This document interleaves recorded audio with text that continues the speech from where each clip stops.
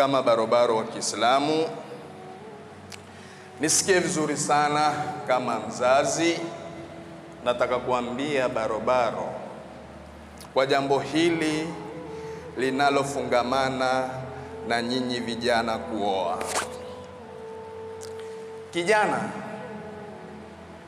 ikiwa una uwezo wa kuoa, usiche kuoa. Ni vizuri kijana asimame kujipanga kabla hajaoa. Lakini ni kwamba ikiwa unao uwezo wa kuoa, wa kumsterehesha utakayemuoa, ikiwa una uwezo wa kuoa, unao fedha za kuolea, na wazazi hapa nataka kuambia mahari ya punguzeni, na ndoa kila ikiwa chache wa mahari, baraka huzidi kwenye ile ndoa. Kwa nini nimetaka kuitoa meseji hii?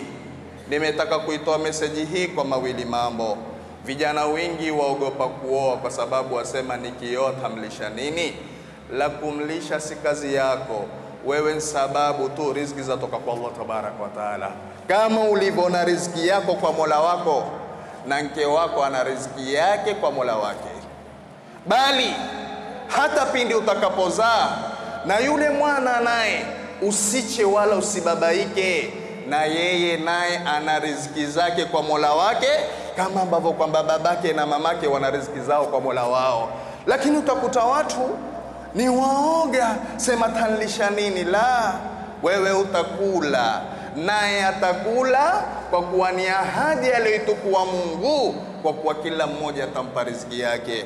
Lakini la pili, jambo ambalo kwamba nataka kusema, wazazi, tuwaozesheni mabanati zetu kwa haraka na uwepesi kwa namna inavyowezekana.